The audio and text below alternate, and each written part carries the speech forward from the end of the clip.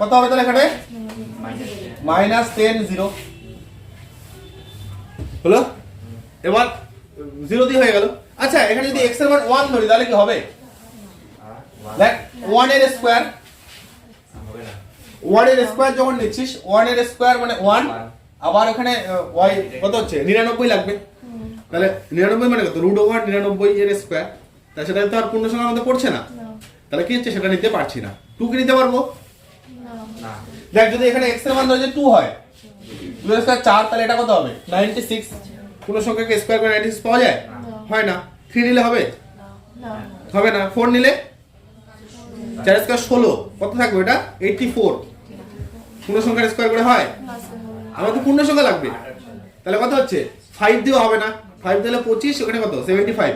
সেটা হচ্ছে না। 6 দিয়ে হবে। দেখ তাহলে 6 স্কয়ার কত? 36, আর ওটা কত? 64। তাহলে কত হচ্ছে?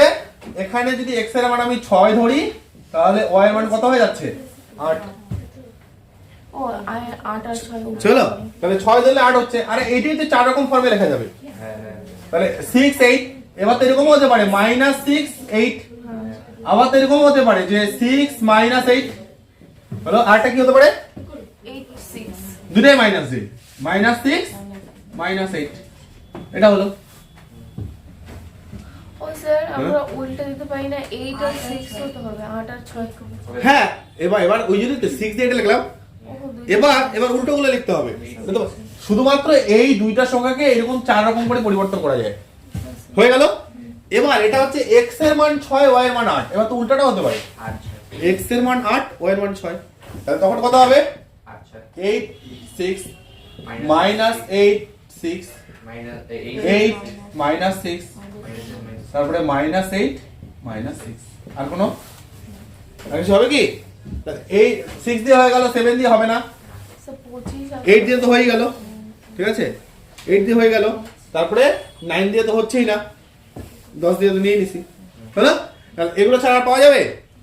তাহলে টোটাল 8টাকে আমরা তৈরি করে দিলাম। ঠিক আছে, এবার আর যেহেতু আমরা তৈরি করে দিলাম, তাহলে এই আর এর ক্ষেত্র কি হচ্ছে? সুতরাং আর এর ক্ষেত্র কি হচ্ছে? আচ্ছা একটু সাজিয়ে যদি লিখি এটাকে, 0 তাহলে কত থাকলো? 0 -6। আচ্ছা সবচেয়ে ছোটটাকে দিচ্ছি, এই দেখ প্রথমের ডিজিট গুলো। হ্যাঁ, আচ্ছা প্রথমে লিখছি এইভাবেই লিখে দিচ্ছি। হ্যাঁ, 0, তারপরে কত? 10, তারপরে হচ্ছে -10 হলো। তারপরে এখানে 6 -6, তাই না? তাহলে 6 -6, তারপরে -8, আবার হচ্ছে 8। আর কিছু আর থাকছে না, না? তাহলে এটাকে আমরা এইভাবে বড় জোর সাজিয়ে দিতে পারি যে মাইনাস গুলো প্লাস গুলোকে আলাদা করে। তাহলে -10 -8, তারপরে কত? -6, আবার 0, আবার হচ্ছে 6, আবার হচ্ছে 8, আবার হচ্ছে 10 লিখতে পারি না?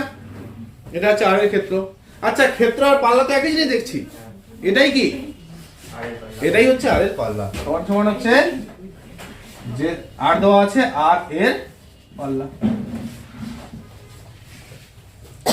এটাই আর এর ক্ষেত্র, এটাই হচ্ছে আর এর পাল্লা। ঠিক আছে। আচ্ছা এবার যেটা দেওয়া থাকছে, যদি কথার কথা এইটা আই না হয়ে জেড হয়ে যেত, তাহলে এখানে কোন কোনগুলো নিতে পারতাম আমরা? যখন এটা জেড হয়ে যেত তখন কি হচ্ছে? জেড মানে তখন হচ্ছে ধনাত্মক পূর্ণ সংখ্যাগুলো 0 থেকে শুরু হবে। তাহলে তখন আমরা কি হচ্ছে? এই পার্টটাকে বাদ রাখবো, তাই তো?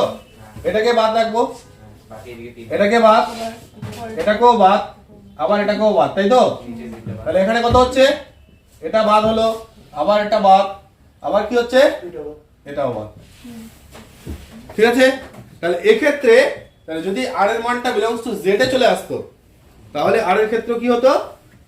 আর ক্ষেত্র কি হতো? 0 থেকে 0, এই যে -10 বাদ যেত, -6 বাদ যেত, -8 বাদ যেত, তাই তো? তাহলে কত হচ্ছে? এই টোটাল পার্টটা বাদ যেত। তাহলে কত হচ্ছে? 0 6 8 10, তাই না? আর এটাই কি থাকলো? আর এর পাল্লা। কমপ্লিট।